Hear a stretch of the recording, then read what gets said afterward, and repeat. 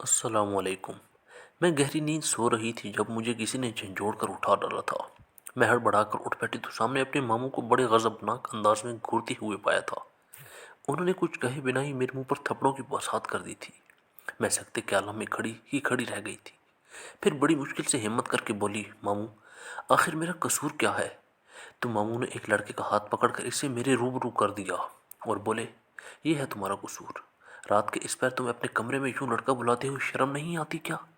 میں نے تمہیں پیار دیا، مان دیا، اور اس کے بدلے میں تم نے تو میرے سر میں خاک ہی ڈال دی۔ میں ہکا بکا کھڑی رہ گئی تھی۔ میں زاروں قطار روتے ہوئے بولی، ماموں میں اس شخص کو نہیں جانتی۔ مجھے نہیں معلوم یہ میرے کمرے میں کیا کر رہا تھا۔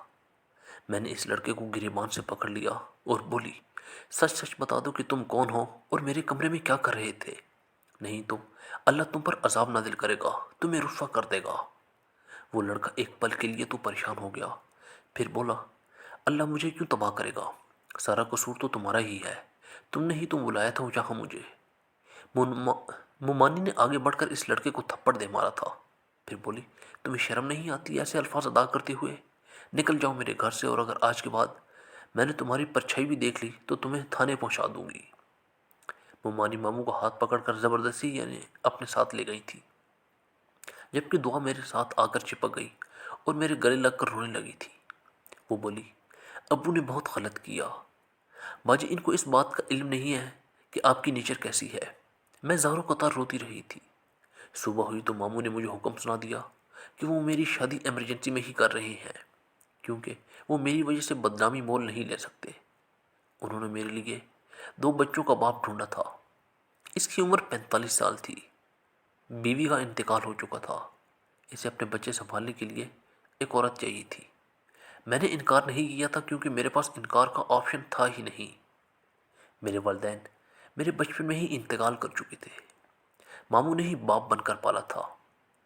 اب نہ جانے کس کے کہنے پر وہ لڑکا میرے کمرے میں آ گیا اور میرے ماں باپ جیسے ماموں کو مجھ سے بدگمان کر ڈالا تو میں کیا کرتی؟ مومانی اور ان کی بیٹی دعا نے بہت احتجاج کیا، مگر ماموں نے میری ایک نہ سنی۔ نکاح کے پیپرز کے ساتھ وہ مجھ سے دیگر کاغذات پر بھی سائن کرواتے رہے۔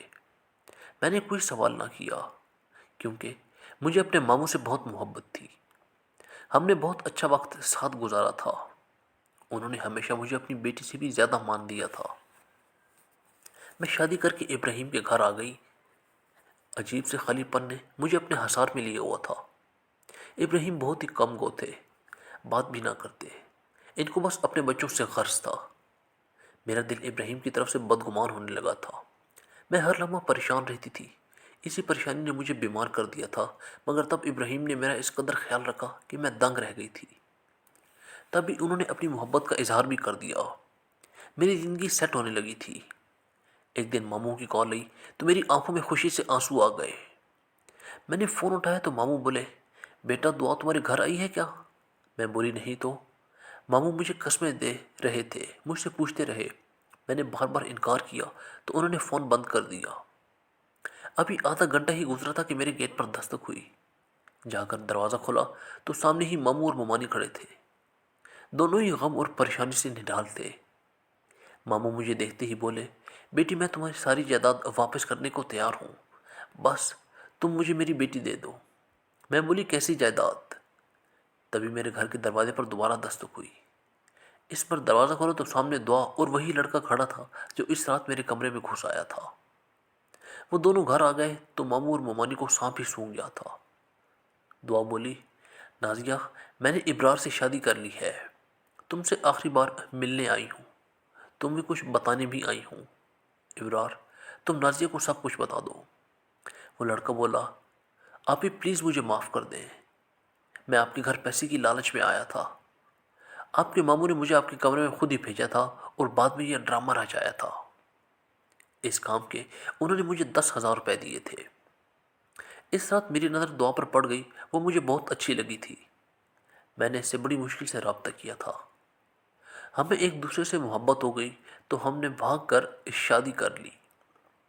ماموں اپنا منہ پیٹنے لگے تھے۔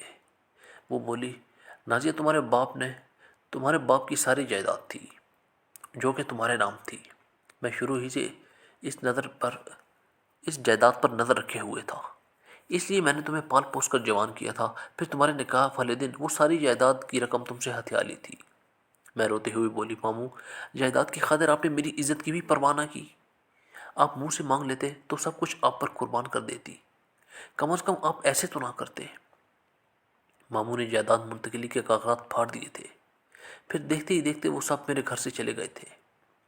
میں یہ سوچتی رہ گئی کہ مجھے بے آسرا کا سہارا اللہ بنا تھا، اور جس کا اللہ ہو جائے وہ اس کے لیے کافی ہو جاتا ہے۔ ماموں کو مقافات عمل کی چکی نے پیس کر رکھ دیا تھا۔